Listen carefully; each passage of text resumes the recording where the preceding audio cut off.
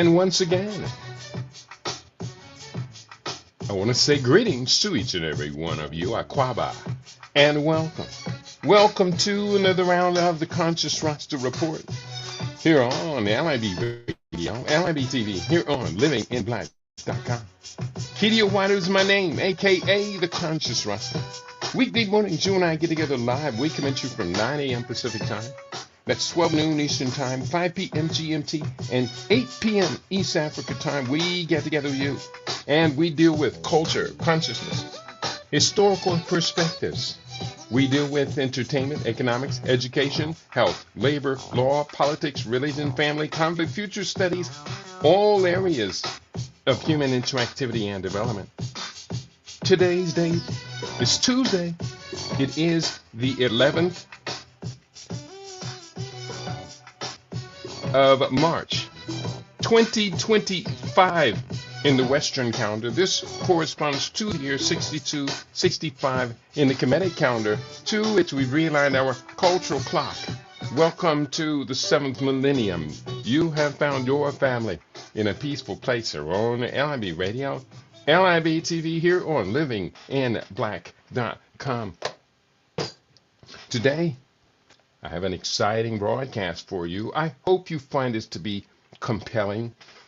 Doing the research for this new book, the book entitled Standard Omission, and I've just changed the subtitle of the book. Let me give you that new subtitle of the book, if you don't mind. Where we at? Quick, computer, follow my hand. Going to, the book is Standard Omission, The African Scientific Roots of Greco-Roman Medicine. And it is, I think, a very necessary update. I do include a lot of reference material that's been around for quite some time, but do the best I can to make this easy for people to understand, comprehend, and to teach from. A lot of good references you're going to hear. And today, we are going to be focusing on Imhotep in the 3rd Dynasty, and we'll probably get to the next chapter after that, which is the Cult of Asclepius and the deification of Imhotep. So here, let me introduce the show for today, and bear with me. I'm doing a lot of doing research for this book and the next book. I actually have picked the next book to come out. I think I picked the next book to come out. Brain is on too many different things at one time right now. Let me just focus on today's broadcast, and here is what we are to talk about. And we say greetings to all of you who are joining us from the various websites where you listen to LIB Radio. Today on LIB Radio, Imhotep was an ancient Egyptian polymath who was later deified as a god of medicine. Asclepius was the ancient Greek god of medicine and healing. It is known that the Nile Valley African civilization had a strong influence on early Greek Minoan and Mycenaean seed cultures. The cult of Asclepius was one of the most enduring cults of classical antiquity, with hundreds of shrines spread across Italy, Greece, the Eastern Mediterranean, and North Africa. So all of that goes into today's broadcast. I hope you find this to be compelling. I'm doing the best I can to make sure that you get a chance to get relevant information from these broadcasts that I do now. I've got to do one more thing real quick. Background to make sure all of the data, I am the king of redundancy, so to make sure that all of the data gets saved and tucked away. So we're going to be talking about this era, and I'm going to be reading from the book. I've got a lot of research notes in the background, such as the Cult of Asclepius, the notes. There's several key points. Just let me share with you. This is going to come up in the presentation, but I just got in my head right now. Key hallmarks of the Cult of Asclepius. is point one, its connection with Imhotep. During the Hellenistic period, Imhotep, an Egyptian commoner who rose to be a chief advisor to Pharaoh Djoser in the third dynastic period, as well as the Pharaoh's chief architect and physician, was identified with Asclepius. Imhotep, real quickly, where we at? Imhotep was deified in the late period and the Greco-Roman era, with a number of shrines and temples dedicated to him. We talked about the origin of the cult, but this is another very key point, because you see this, but you may not have known about the caduceus, or caduceus, not caduceus, caduceus. The caduceus symbol of Asclepius, the rod of Asclepius, a snake entwined staff, remains a symbol of medicine today. The caduceus, a symbol of Hermes, featured two snakes winding around an often winged staff. And we're going to talk about Hermes associated with Jehuti. In ancient Egypt, the caduceus was used as an amulet to invoke protection and well-being. The symbol has a rich history dating back to ancient civilizations, particularly in the Mediterranean region. The caduceus, a key Kemetic icon, was associated with Asclepius, represented wisdom and healing. It was believed that the serpent's shedding of its skin symbolized renewal. So I'm going to go to now that's kind of raw notes. I'm going to go to the chapter of the book, which is entitled Imhotep in the Third Dynasty. And we begin with this quote from William Bynum, not Blum, William Bynum, The History of Medicine. This quote: Imhotep is often considered the first physician in history, and his contributions to medicine were profound, laying the groundwork for future medical practices. And as we revealed in yesterday's report, Imhotep was not the first recorded physician in history. That was Hesira.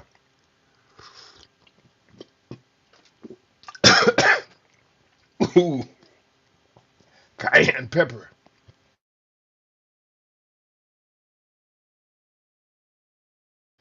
Woo, that one went down the wrong way. Don't talk and drink green tea with cayenne pepper at the same time. You have been instructed. Let's go. Imhotep was deified by both the Greeks and the Egyptians, and he was associated with the Greek god of medicine, Asclepius. The Hippocratic Oath, which honors the gods Apollo and Asclepius, indirectly acknowledges Imhotep's influence. The following is a compelling description of the importance of the world's first widely recognized polymath, multi-genius, to advancing ancient Kemetic society and world civilization. The following excerpt appeared in the online journal of the Pan-African Review. They wrote, and I quote, "Who is Imhotep? The history of Western medicine largely excludes the prime contribution of Africa in the application of reason, logic, and science in the prevention and understanding of diseases.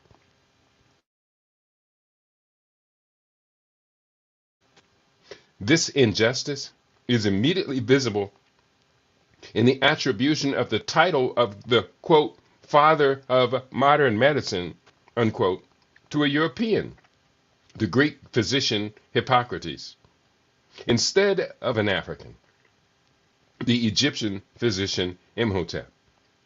Yet, archaeological research has established that thousands of years before Hippocrates, Imhotep, a physician of extraordinary intelligence, left detailed writings on the prevention and treatment of numerous diseases. like in ancient Greece, where student doctors took an oath before induction into medical practice.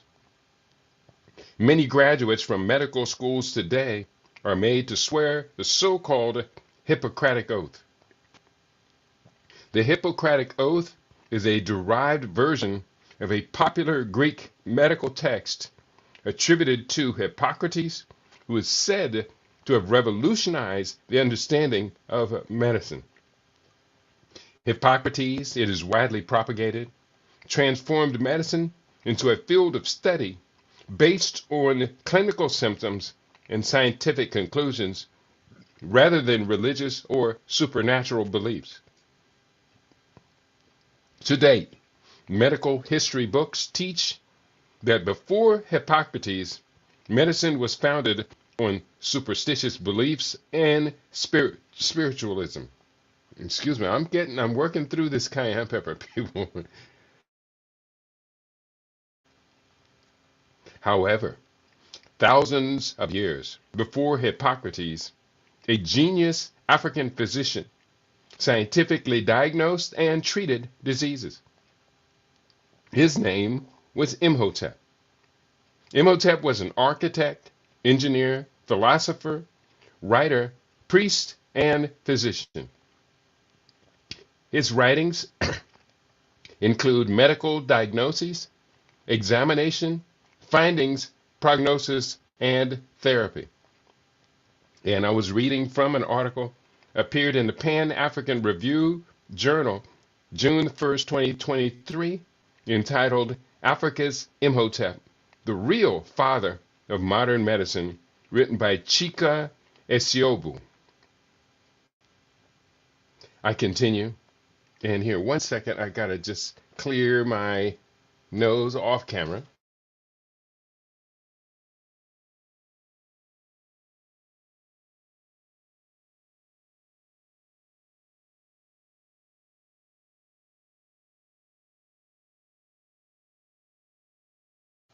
And I am back on camera.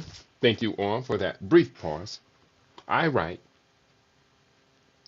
the final parts of this excerpt allude to the tremendous contribution to the advancement of medical science that can be attributed to Imhotep. It is, of course, the central theme of this book that Greek medicine had its foundational roots in African sciences. And I have since changed that reference slightly. Instead of just Greece, I talk about Greco-Roman. So let me reread that last sentence and continue. It is, of course, the central theme of this book that Greco-Roman medicine had its foundational roots in African sciences. Next subchapter. And let me just real quickly clear up one thing. I didn't have a subchapter to the beginning, and that was, who was Imhotep? And I think I may have had that on a previous chapter, but I will see it and correct it. So he edits the book as he researches and reads from the book, continuing. Oh, I did have that. I'll just highlight this and come back and fix it later. Next, we talking about recounting Imhotep's life and times. I began with a timeline of Imhotep's life. Imhotep was born around 2600 before the Common Era, BCE, during the third dynasty of the Old Kingdom. His name, meaning he who comes in peace, reflects his esteemed status in Egyptian society. Imhotep was born in the region of Memphis, the 5,500-year-old capital city of ancient Egypt. The Kemetic name of Memphis used during the early dynastic period and the Old Kingdom was Enebu Hej, which translates to the White Walls. The ancient capital was also known by other names at different times in ancient Egyptian history, including Jed's Sud, everlasting places, Ankh Tawi, life of the two lands, Nefer, meaning enduring and beautiful, and Hut Ka Ptah, meaning enclosure of the Ka of Ptah. Point 2650 to 2575. Imhotep serves, and this is 2650 to 2575 before the Common Era. Imhotep serves as chief architect and advisor to Pharaoh Zoser, sometimes referred to as Jesser and Zozer, but for most of the book I spell it Djoser. Point 2575 to 2580 before the Common Era. Imhotep designs and builds the step pyramid of Zoser. 2580 to 2600 BCE. Imhotep continues to work on various architectural and medical projects. In 2600 BCE, Imhotep dies and is subsequently deified by the Egyptians.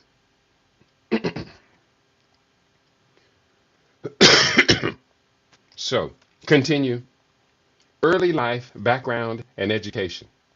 Point 1, he was born into a dynastic nobility and had access to the best education available at the time.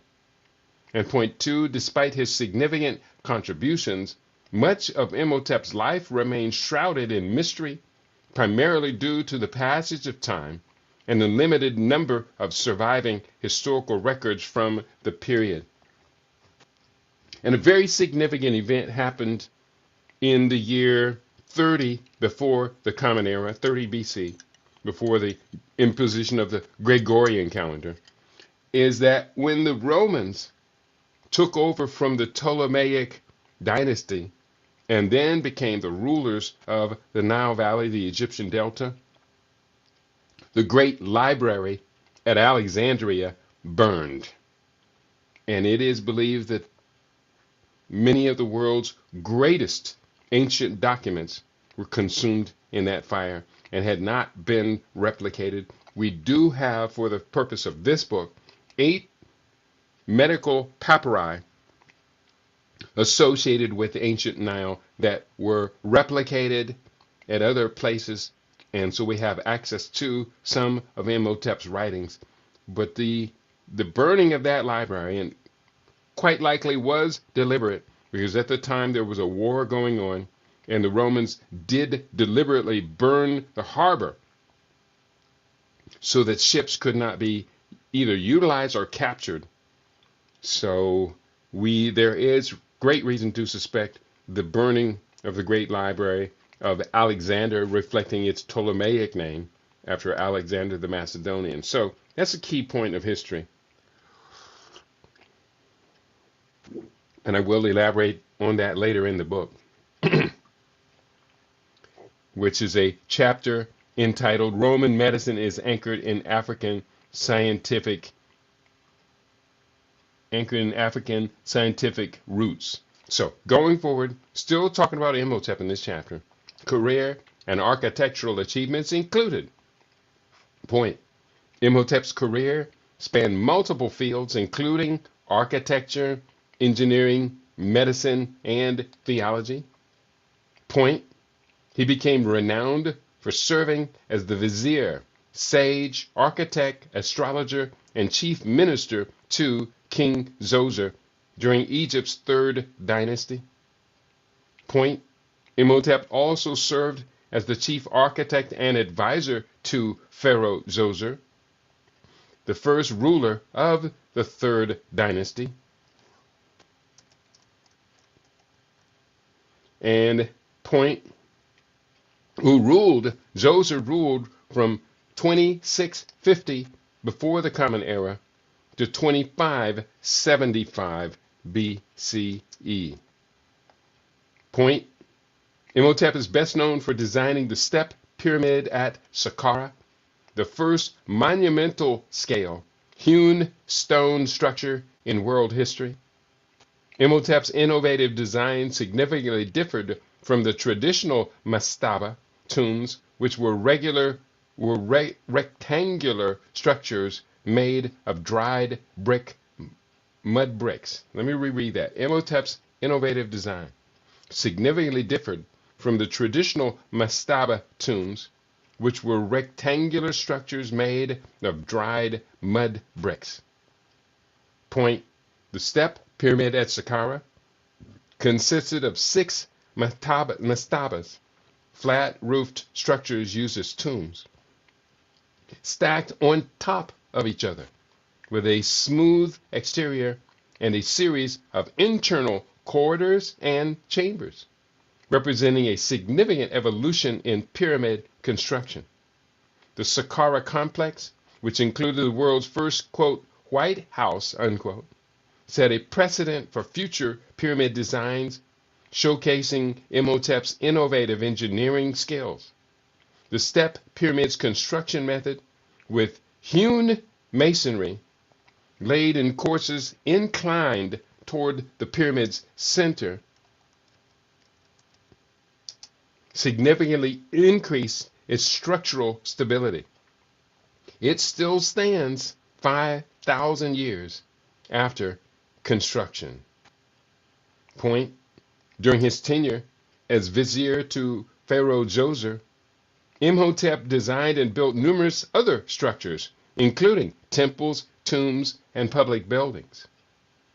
Point: his titles included Chancellor of the King of Lower Egypt, High Priest of the Sun God Ra, and Chief of the Builders. This multifaceted role allowed him to wield significant power and influence in Kemetic political and religious spheres. Point: Imhotep's legacy extends far beyond his own time and culture. He is considered one of the greatest architects and engineers of all time, and his designs and innovations continue to inspire architects and engineers today. Next, we focus on Imhotep's medical contributions. Imhotep is often regarded as the first physician in recorded history, although he followed another physician, Hesi-Ra, serving Djoser in the 3rd dynasty of the Old Kingdom.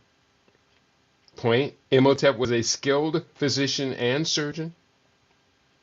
He is credited with developing a system of medicine that included diagnosis, treatment, and surgery. He is credited with developing several surgical tools used for thousands of years after his time.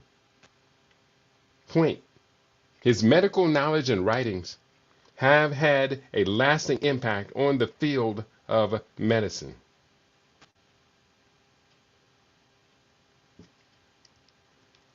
Point: Imhotep's medical treatises, which regarded disease and injury as naturally occurring rather than punishments from gods or afflicted by spirits, were highly influential. His holistic approach to medicine emphasized the interconnectedness of physical, mental, and spiritual well-being. Point: his reputation as a medical demigod emerged within 100 years of his death. Next, talking about Imhotep's accomplishments, his key works and writings. He is credited with authoring several medical texts.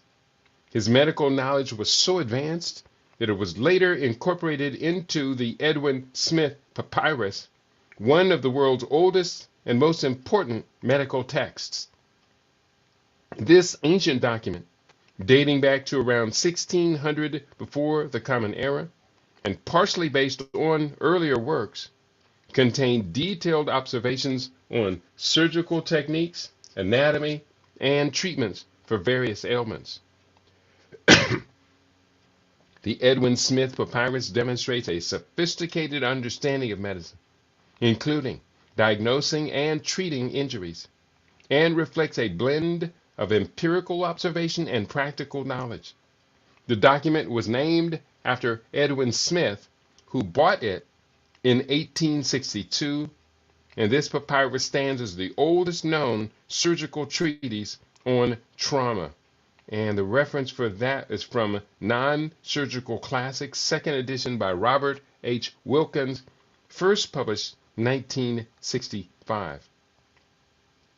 We're still talking about Imhotep, and now theology and worship. Imhotep's contributions to theology and worship are equally significant. He was a high priest of the sun god Ra and played a key role in developing the Egyptian pantheon. Imhotep's writings and teachings emphasize the importance of the afterlife and the need for proper burial and mummification to ensure the deceased person's Ka, which means life force, could continue to exist in the afterlife. His theological ideas continue to influence Western thought. Historians and scholars have recognized Imhotep's contributions throughout the ages. And speaking of his contributions, in the historical context, Imhotep was a renowned ancient Egyptian multi-genius and the world's first acknowledged polymath, which is a word that means multi-genius. And point two, during the Greco-Roman period, Imhotep was deified and identified with the Greek god Asclepius, the deity of medicine. There's more about Imhotep, talking about his philosophical and cultural influence. Beyond his practical contributions, Imhotep was also a philosopher and sage. He was associated with wisdom and knowledge, and his teachings encompass various disciplines, including mathematics and astronomy. His work in medicine is often cited as a precursor to modern medical practices, and his architectural innovations are studied in the context of ancient engineering. The reverence for Imhotep in both ancient and contemporary times underscores his significance in the history of science and medicine. And next, we talk about deification and historical legacy. After Imhotep's death, he was deified by the Egyptians, who worshipped him as a god. The Greeks and Romans associated Imhotep with their own gods and goddesses, and he was often depicted as a wise and powerful figure worshipped as a god of medicine and healing, with temples in Memphis and on the island of Philae in the Nile River. These temples were often crowded with sufferers seeking remedies. His deification further amplifies the legacy of Imhotep after his death.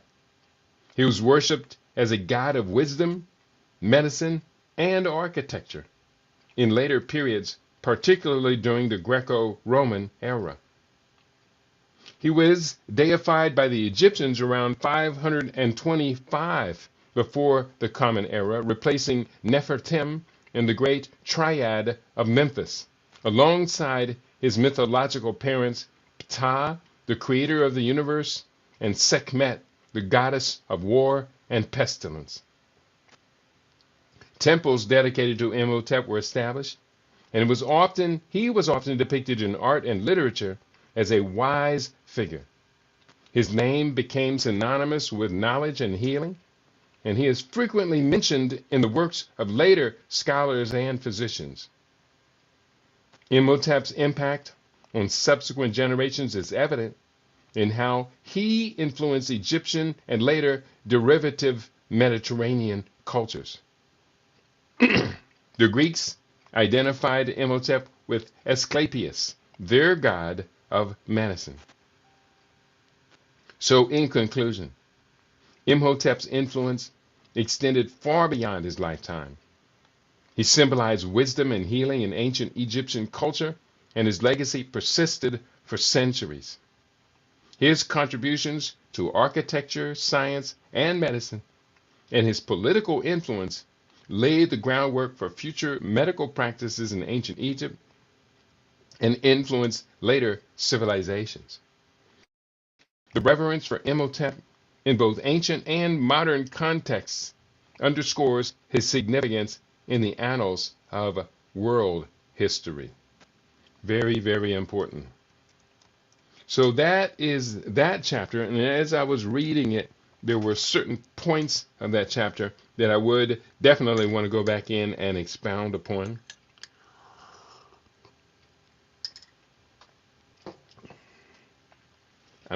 Literally, whole schools, whole academies could be livicated to upholding, sustaining, and embracing the spirit of the great Imhotep. I do see the spirit of my great sister, Africa for One, in the house today. Hotep, Brother Keedy, and Global LB family just managed to catch up on your time change. Yes, we had an early time shift here. I know the UK will be doing the same thing within, I think, 2 to 3 weeks right now. I think the UK might be more linked to the vernal equinox. Am I correct? And the vernal equinox is just 9 days away now. The 20th of March is the first day of spring. And in the footprints of our great ancestors from the Nile Valley, we also engage in seasonal detox fasting using the crossing of the sun, the vernal equinox, the summer solstice, the autumn equinox, and the winter solstice as a place to renew, rejuvenate, and refurbish our bodies. So if you should choose to, I will be doing another vernal equinox detox fast. Mine are 28 days, but for our group, we do 21 days. We don't want to overwhelm people, especially if they're new to detox fasting. But I can assure you this much. If you do one detox fast, do it the right way. If you do one detox fast, you will probably say, I am in this habit for life. I've been doing it now for 22, this is probably my 23rd year. And let me tell you, it is so wonderful. In fact, I almost can't wait to get into it. I've been warming my body up to the detox fast and getting ready to get younger and younger and younger and younger. That's a beautiful thing. We are continuing. I want to say, everybody out there, great to see you in the house. Make sure you hit the like button. If you hit that like button, let the algorithms know that you welcome us in your life. And hopefully that will help us to draw a much bigger audience. I am today talking from the upcoming book called Standard Omission. And we are talking about the African roots of Greco-Roman medical science. Going back, we're going to take on one more chapter here today. At least one more, because I have to get this book ready to the printer. Believe it or not, when I'm writing, I get it so deep into the subjects and the topics that people say, well, Keedy, 5 books since December? You know, they must be just flying through them. I'm not necessarily flying through them. I'm getting them done quick. But the books, like this book has been, I started this book, Standard Omission, in 2017.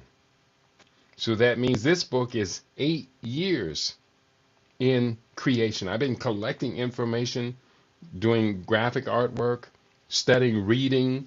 And one of the chapters of this book is a review of perhaps the greatest book published on this topic. And I have no qualms at all saying this book is perhaps the greatest book by John F. Nunn, The Ancient Egyptian Medicine. Simple title, Ancient Egyptian Medicine. And I was been looking for this book quite a bit for quite some time. This morning I spent perhaps a half an hour going through bookshelves. It was on the bookshelves. I just had to keep going back for it. I went through 4 times before I finally saw it.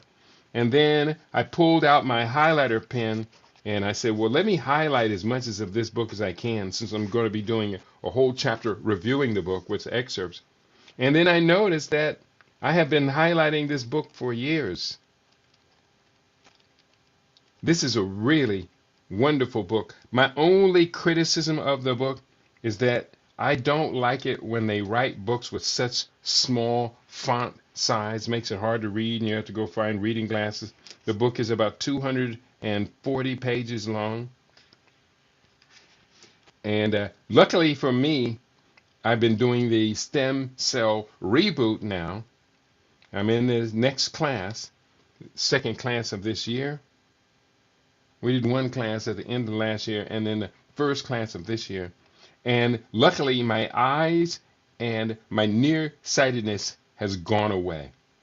And I'm also, for those of you interested, I will be doing another stem cell class. Begins, I think, in April, mid-April or so. Might be beginning of May. Yeah, it's May. But I had, a week or so ago, had a persistent pain in my right shoulder, which unattended, unrepaired, turns into arthritis. And so I buckled down on the stem cell rejuvenation program, getting a little bit, added another hour or so of sleep every day. And as of today, it's almost gone. That happened to me in the earlier stem cell class, where I had pinched nerve in my back, and after 4 days it went away. So your body's healing capacity, repairing capacity is pretty amazing. We have now, in this time, found a way to turn it on naturally, holistically and naturally, with no intervention, no huge expensive injections in your joints. We got the magic. Imhotep lives, y'all. The multi-genius, the polymath that is Imhotep, I claim it as well. So for anyone out there, write my text number down. Write it down right now. Grab a pen, grab a paper. Whatever you're dealing with a metabolic syndrome disease, hypertension, high blood pressure, you're dealing with high blood sugar, you're dealing with diabetes, pre-diabetes, you're dealing with failing thyroid, you're dealing with overweight, obesity, abdominal visceral adiposity, big belly syndrome, you're dealing with cholesterol, whatever that is. If you're dealing with a metabolic syndrome disease, you have to take my text number down and text me and say, I want help. Text me at 702-580-0662. I'll repeat, 702-580-0662. Don't call the number. You have to text the number. And I'll get right back to you. I'm here, ready to help. We know what to do. I just released the book, Living Superfood Solutions. And you know me, I'll say it again. Food is nature's most perfect medicine. It heals me. I use it to maintain. Just 3 days ago, my weight went up to 154.4, which is the highest it's been in over a year. And that was 3 days ago. Today it was 151.2. We know what to do. Food is nature's most perfect medicine. Going forward, let's go forward to the next chapter of the book. It's entitled The Cult of Asclepius and the Deification of Imhotep. I began each chapter with a quote. This one has 2 quotes. The first from Kaylee Boddy from the Haley Classical Journal, Volume 1, 2022. She wrote, and I quote, "In myth, both Imhotep and Asclepius were mortal healers, deified after their deaths for their skill, had healing cults surrounding them, and healing temples built in their honor, and influenced their respective medical cultures. That from Caley Bodie, the Haley Classical Journal, Volume 1. And the second quote from Richard Colgan, MD, from 2012, he wrote, Imhotep was deified by the Greeks as Asclepius, the god of healing. So the first quote from Caley Bodie talks about the parallel of Imhotep and Asclepius. And the second quote from Richard Colgan confirms they were the same person. Asclepius was a mythical god. Asclepius was modeled after the very real Imhotep. Going forward, evidence, I begin with subchapter evidence that Imhotep and Asclepius were one. Imhotep was an ancient Egyptian polymath, later deified as a god of medicine. Asclepius was an ancient Greek god of medicine and healing. An earlier chapter showed that the African Nile Valley civilization strongly influenced early Greek Minoan and Mycenaean seed cultures. The cult of Asclepius was one of classical antiquity's most enduring religious orders, with hundreds of shrines spread across Italy, Greece, the Eastern Mediterranean, and North Africa. Key hallmarks of this religious order include: point, connection with Imhotep. During the Hellenistic period, Imhotep, an Egyptian commoner who rose to be a chief advisor to Pharaoh Zoser in the third dynastic period, as well as Pharaoh's chief architect and physician, was identified with Asclepius. Imhotep was deified in the late period and the Greco-Roman era, with many shrines and temples dedicated to him.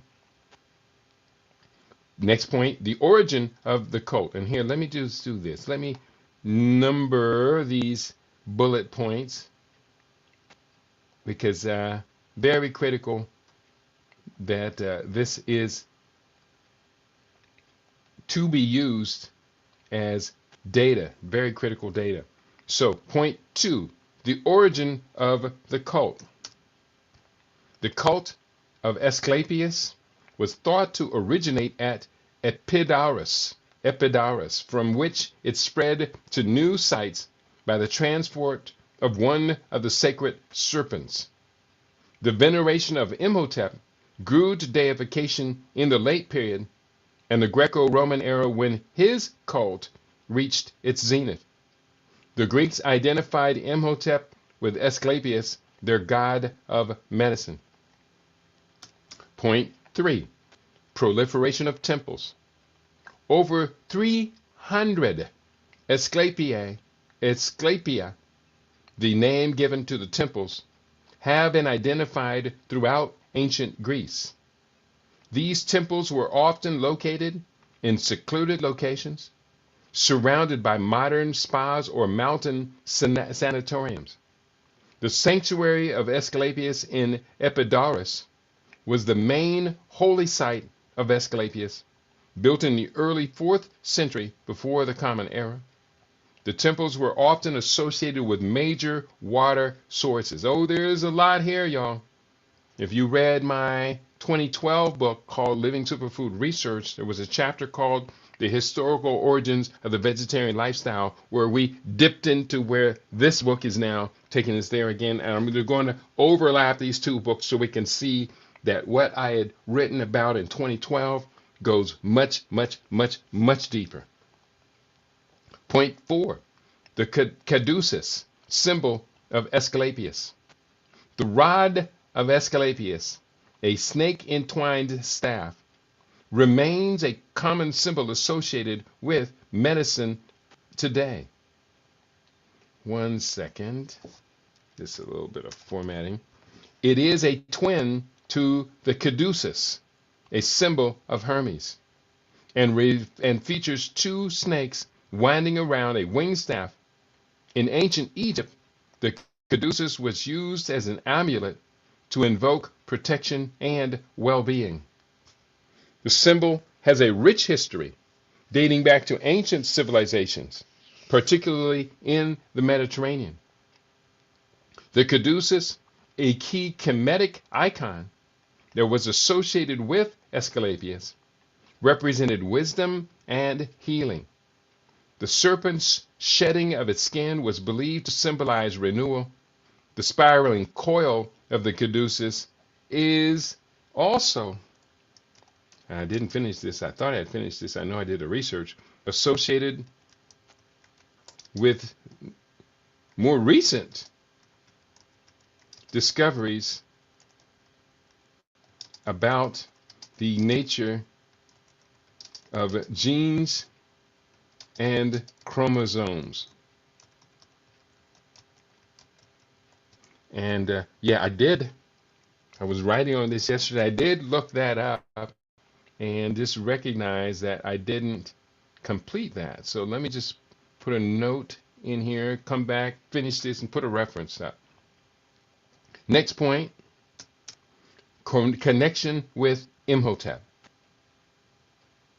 During the Hellenistic period, Imhotep, an Egyptian multi-genius, advisor to Pharaoh Djoser, chief architect and physician, became identified, I should say, with Asclepius. And we're talking about the Hellenistic period. That's when the Ptolemaic dynasty ruled over the Egyptian pharaonic house. The 27th dynasty, the last of the dynastic period, was Ptolemy, the Ptolemaic dynasty, which included Cleopatra. Imhotep's cult reached its zenith during Greco-Roman times. Point, and this is point 6, Imhotep's identification with Thoth. Imhotep's cult was merged with that of Jehuti Thoth, the Greek god Hermes, the god of architecture, mathematics, and medicine. During the Hellenistic period, the Egyptian Thoth was worshipped alongside the Greek Hermes in the Temple of Thoth in Khemenu, a Kemetic metropolis located at the boundary between Lower and Upper Egypt.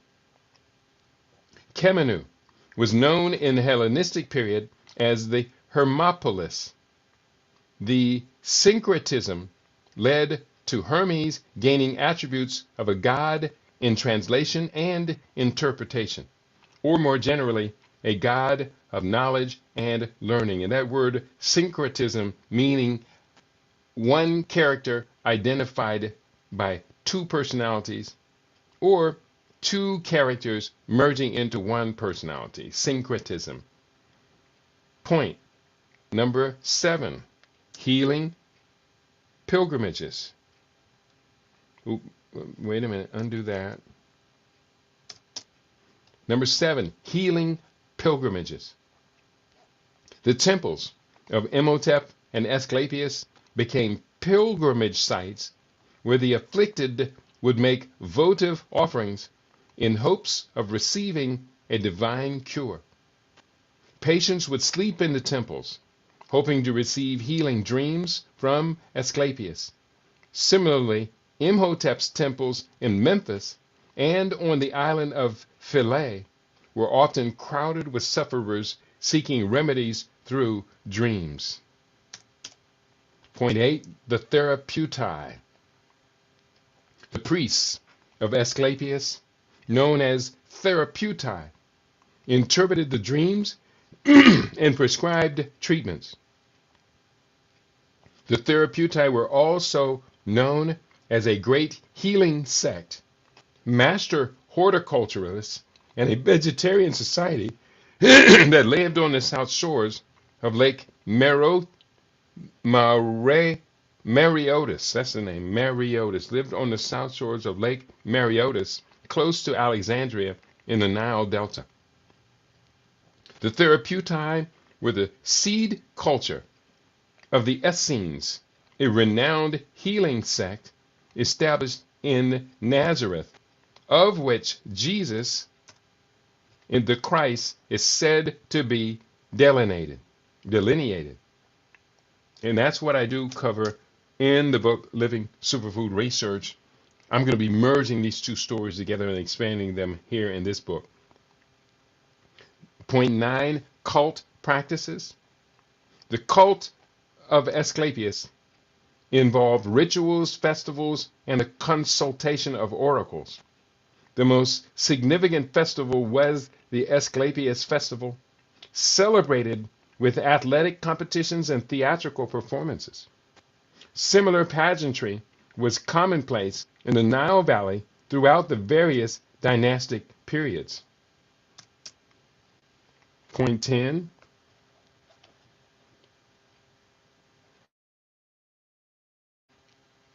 Influence on medicine.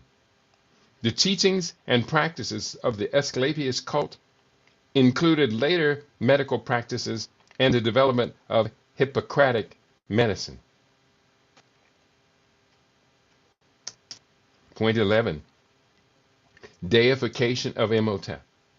After his death, Imhotep was deified and worshipped as a god of medicine and healing, similar to Asclepius in Greek culture. Point 12. Healing practices. Imhotep was associated with various healing practices, including herbal medicine and surgery, and was believed to have miraculous healing abilities. Point 12. Cultural exchange. The deification of Imhotep and the rise of Asclepius occurred during time of cultural exchange between Greece and Egypt, particularly during the Hellenistic period, which would be the reign in, let me spell this word right, reign in the Nile Valley of the Ptolemaic, Ptolemaic dynasty, dynastic period. No, dynasty. And that's very important. Let me reread that. Cultural exchange. The deification of Imhotep and the rise of Asclepius occurred during time of cultural exchange between Greece and Egypt, particularly during the Hellenistic period, the reign in the Nile Valley of the Ptolemaic dynasty. Very important that the African medical foundation, or African medicine, was the foundation of the Greco-Roman rise of medicine. And again, that's the new, I just changed the subtitle of the book. Let me get that again. I am right now on page, let me get my page number 35. The book is entitled Standard Omission: The African Scientific Roots of Greco-Roman Medicine. Very important that I changed that subtitle to make it much more clear. And so now let's go back to page 35 where we left off. Go to page 35. Why are you not going to? Go to what we need you to do, please. Go to 35. I did do that. Here we go. These facts, these 13 key points linking Imhotep and Asclepius, these facts illustrate the rich tapestry of beliefs surrounding healing in ancient cultures and numerous connections between the cult of Asclepius and the deification of Imhotep, showcasing their significantly similar and overlapping roles in ancient medicine and healing practices. after preparing the information shared in this chapter, I can't begin to believe anything other than the conclusion that the real life Imhotep and the Greco-Roman god Asclepius are the same personality in different contexts and periods. And that was that word synchronicity. Let me find that word again because I want to insert that right there. The syncretism. This is very important here. Bear with me.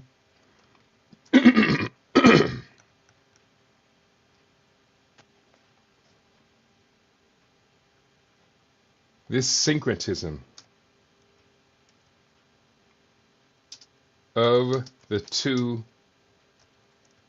characters might have confused 2,000 years of medical science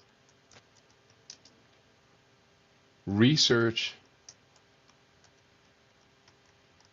and development.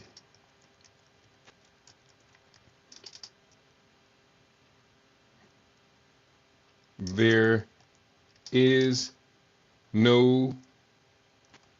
good reason for us to correct this record and end the confusion.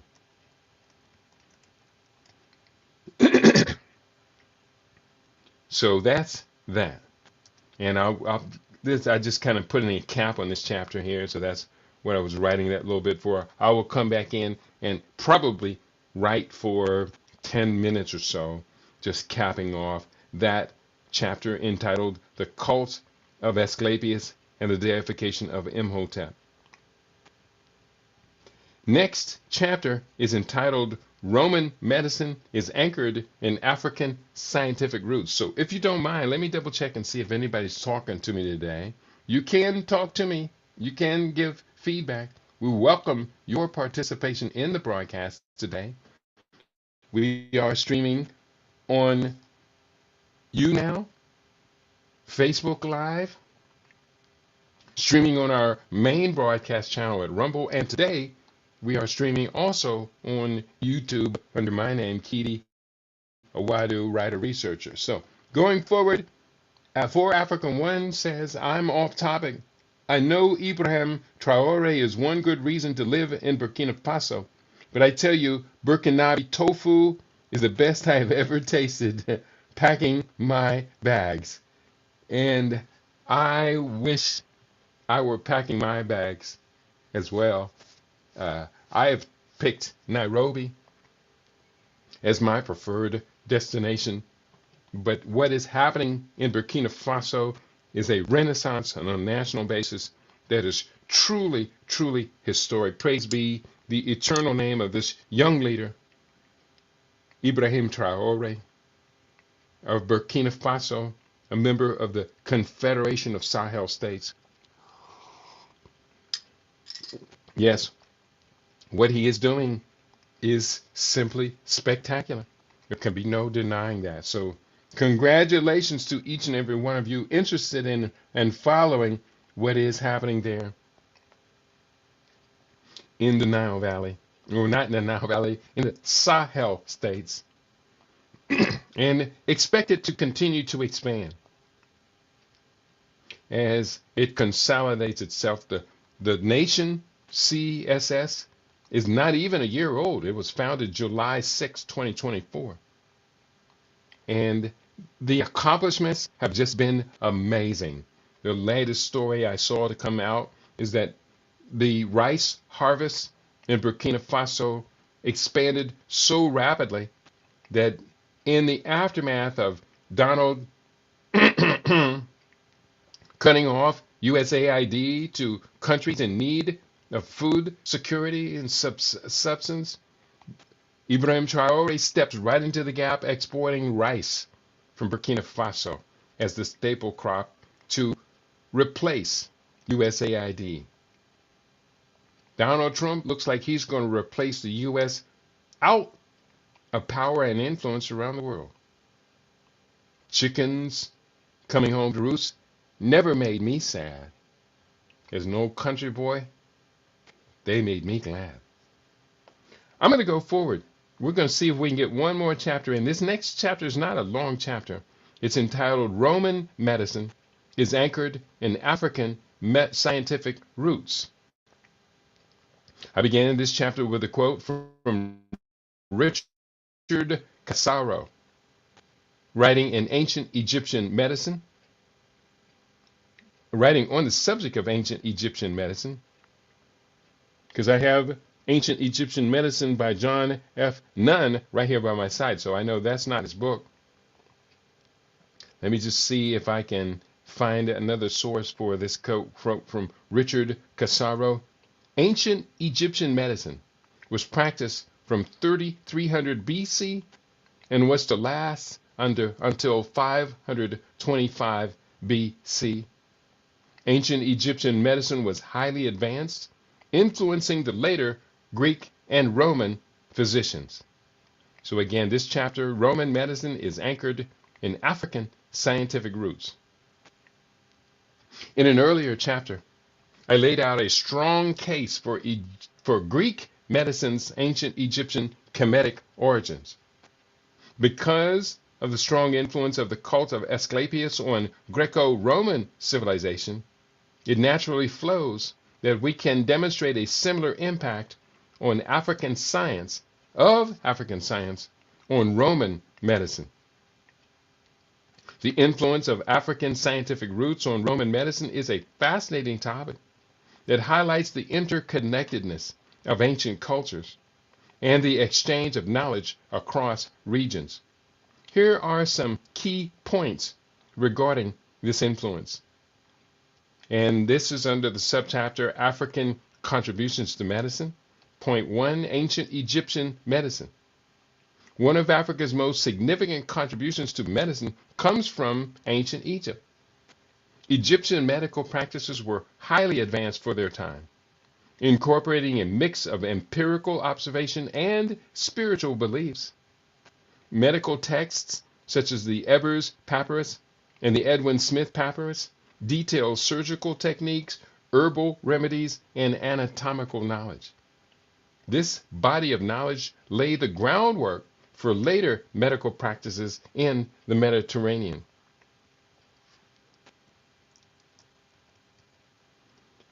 Point 2, herbal medicine. Traditional African medicine, particularly in regions like Egypt and Nubia, utilizes various herbs and plants for healing. Many of these herbal remedies were documented and influenced the pharmacopoeia of Roman medicine.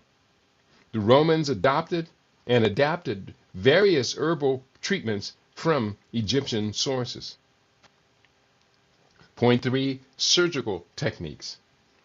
The Egyptians practiced surgery, including trepanation, drilling holes in the skull, and wound treatment.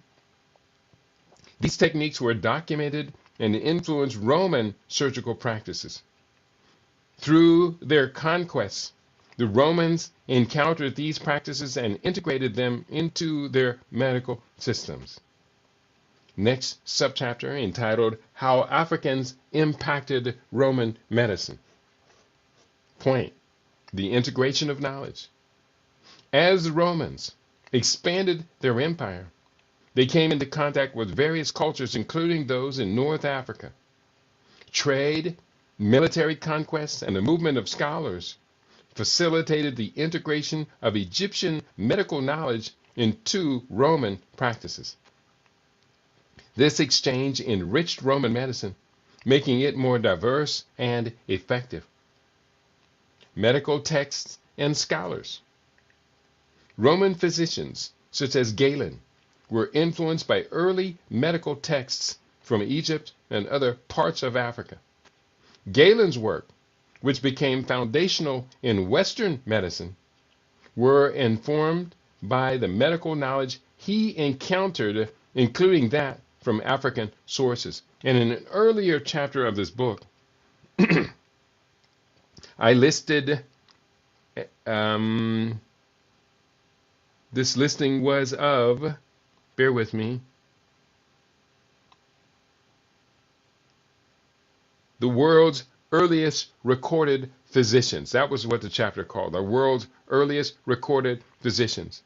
And of all of the physicians listed, some 18 of them, the first 6 or more listed in this list were all from the Nile Valley, ancient Egypt, also called Kemet, called by other names, Kemet, Tamere, and Kush, Nubia. All of them from the Nile River Valley. Then there came a set of them in the timeline that were from India. There was sprinkled in amongst all of this Chinese reference, but the last to come were after the Indians, after the Africans, then the Indians, with one or so Chinese sprinkled right there in the midst of that. Then came a succession of Greek physicians. And at the very end of them, overlapping with the Greeks and tapping into the Greeks, was Galen, the Roman. Almost all of them were before the Common Era, but Galen the Roman comes AD of the Common Era. Now this is very critical because this not only indicates that this long hierarchy existed before them, but until the Greeks, the Europeans weren't even counting time. They had no mechanism of counting time. It was the conquest of the Nile Delta of Alexander the Macedonian that allowed the Greeks now to start positioning their key figures in history. But they were all BCE. It is when the Romans take over the Nile Valley, they reset time. They started a new calendar. We can count now.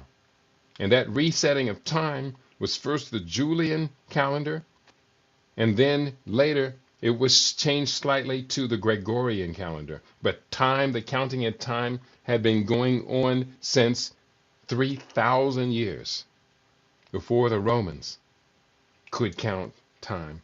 I hope you understand what that means. They reset time.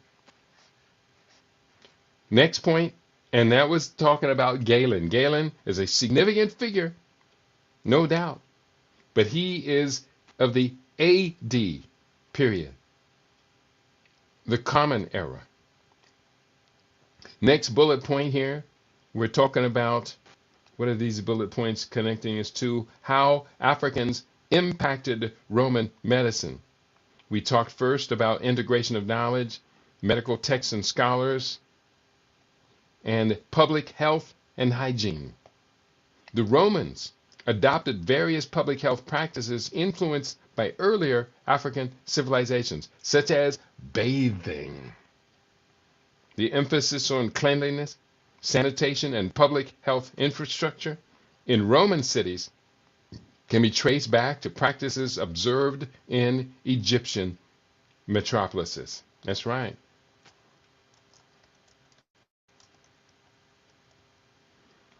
Cultural exchange. The movement of people, including scholars and hearers, between Africa and Rome facilitated a cultural exchange that enriched Roman medicine. This exchange included medical knowledge and philosophical and scientific ideas that shaped the development of medicine in the Roman world. So, conclusion. The scientific roots of African medicine, particularly from ancient Egypt, profoundly impacted Roman medicine. Integrating African medical knowledge into Roman practices contributed to developing a more sophisticated medical system that would influence future generations. This historical interplay underscores the importance of cross-cultural exchanges in advancing science and medicine. When we further consider the history of Europe and its influence on the world, we might reasonably conclude that the whole plethora of Roman and Catholic influences on the evolution of world history is founded upon the strength that the Romans gained from ancient Egyptian Nile Valley knowledge and wisdom. Let me reread that paragraph. When we further consider the history of Europe and its influence on the world, we might reasonably conclude that the whole plethora of Roman and Catholic influences on the evolution of world history is founded upon the strength that the Romans gained from ancient Egyptian Nile Valley knowledge and wisdom. We can only vividly imagine if the world had taken a different turn from when Africans enlightened Greco-Roman civilization, and when Rome became so strong that it sought to conquer the entire planet. We can only speculate on, quote, what could have been, unquote. However, we are at the point of civilization evolution where humanity faces existential challenges. Is it too late to put the gin back into the bottle before its power overtakes the world and leads to complete and catastrophic destruction?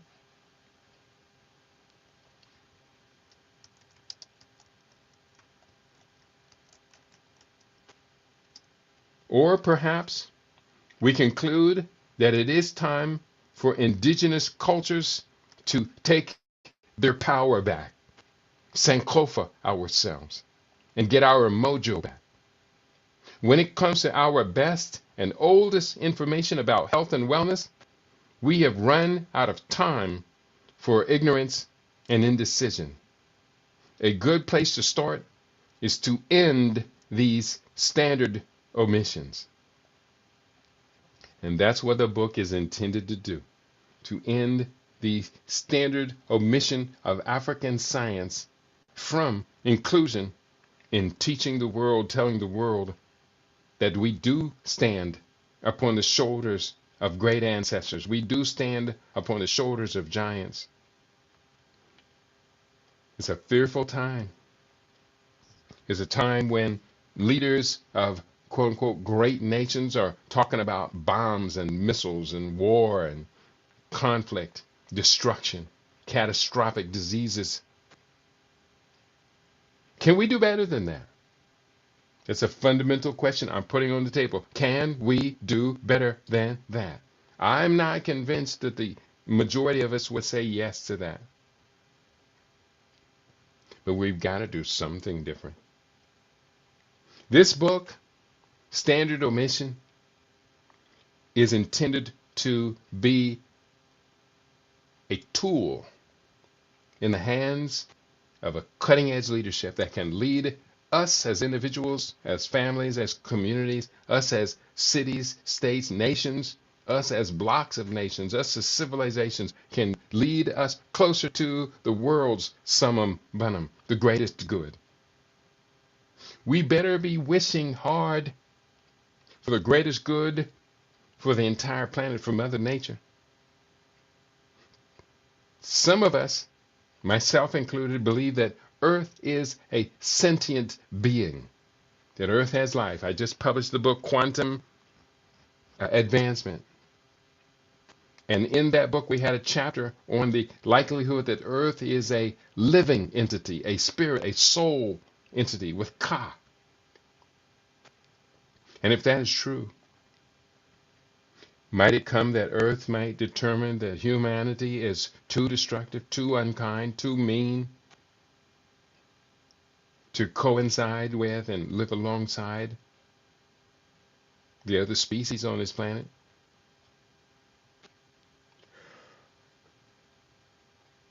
We're going to have to figure something out.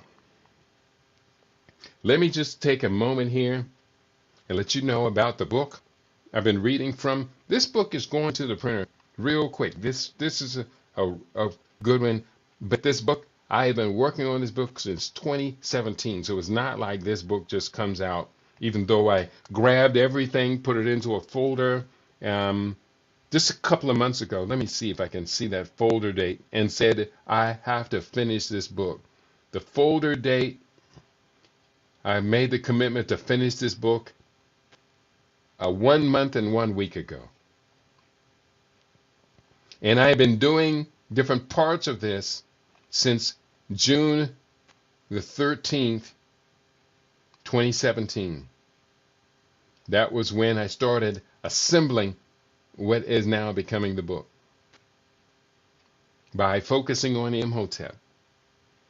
And then from there, the next focus was on the indebtedness of Minoan religion to Egyptian solar religion with Sir Arthur Evans Wright. So I started collecting all these documents. I have them now in PDF form.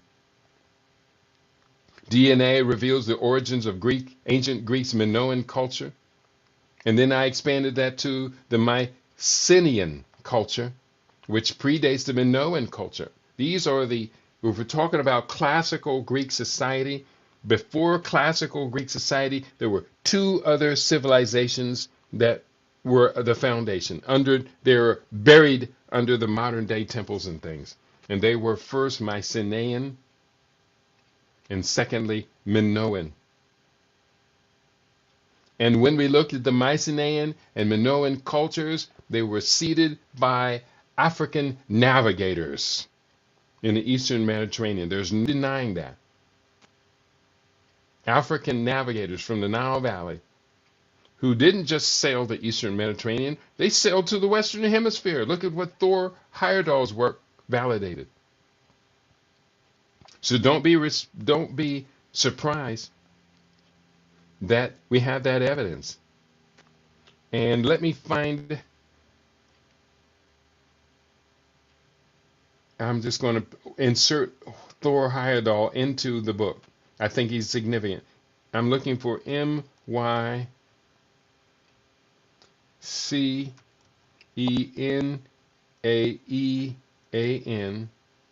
Mycenaean culture. And this,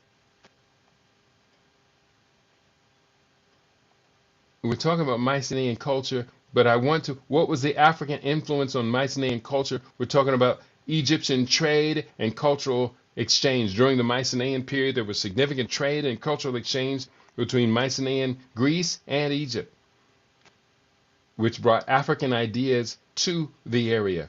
But we want to talk about the seafaring legacy. Legacy of African navigators. And let me put in the name Thor, Thor Heyerdahl, Hyerdal, I think is how you spell it. And I'm just going to come back and add more information there. Wait a minute. Let me see if I can find that real quickly, because I do use these AI search engines when I need to create a pattern here. So I'm going to, I did talk about African metalworking techniques. I do talk about African metalworkers' influence across the Eastern Mediterranean Sea. But I'm looking for specifically this reference to Thor Heyerdahl. Let me find it real quickly. Where you is? Where did I just put it? I just put it in here. Thor, Hy. Don't do that.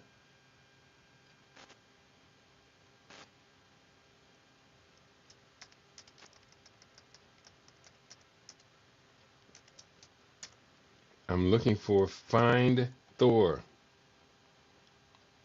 Find. Come on, Kitty, get it together. Oh, Thor.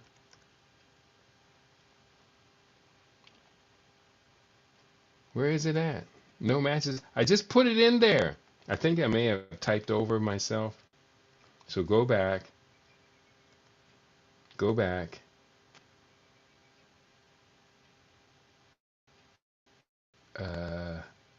Go forward.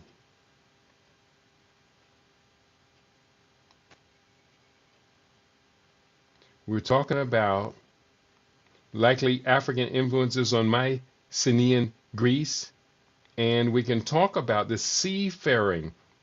That was what I was writing from about the seafaring tradition.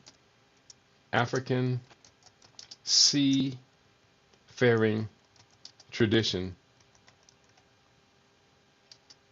in the Eastern Mediterranean.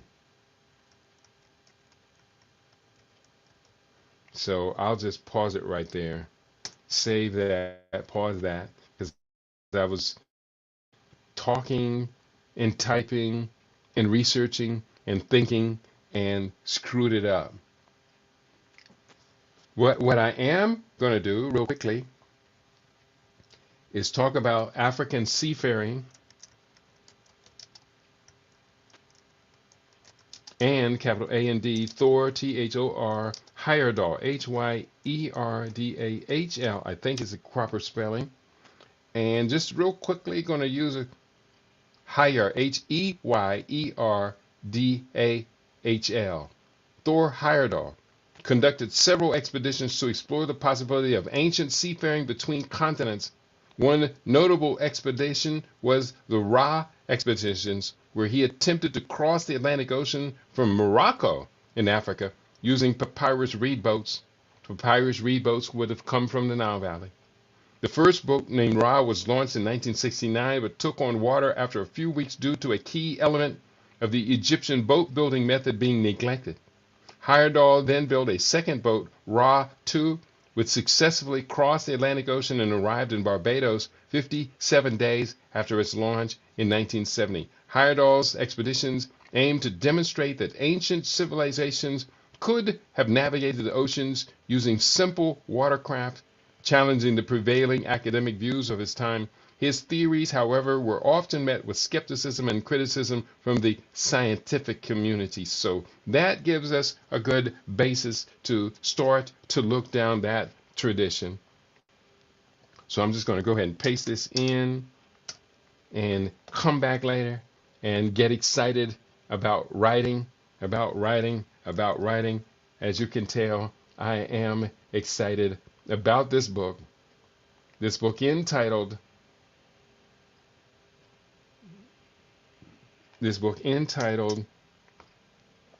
Standard Omissions. So we don't have to omit, we just have to be accurate. So on that note, let me just wrap this up for today. And I hate doing this so fast in the background while I'm on the air, because mistakes get in, and these type of mistakes are punishing. They really are. But we're going to get it right. And real quickly, got that in, change the style to normal, and get it up and running. So I want to thank you all for tuning in today. We have been sharing from the new book, the upcoming book, entitled Standard Omission. And I hope you have found this to be fascinating. Thank you for Africa One, the only one to talk to me today. I'm not even going to go off because I'm so fascinated with the research. I don't have time to bitterly complain. I want to thank you, my beloved brother, scholar Chike Akua, who I sent out word that this book is going to be coming out the first day of spring, and you can pre-order the book. And the book's not expensive. It's not expensive at all. So you can pre-order this book. Let me grab that link and share that link before I get off the air today. Because if anybody can pre-order the book today, you're going to get the first copies of it. But you're also going to help your brother out tremendously. Because to be honest with you, right now, as a writer and having to pay rent, it's not going so well. I do know a lot of us are suffering because of this new regime that's in.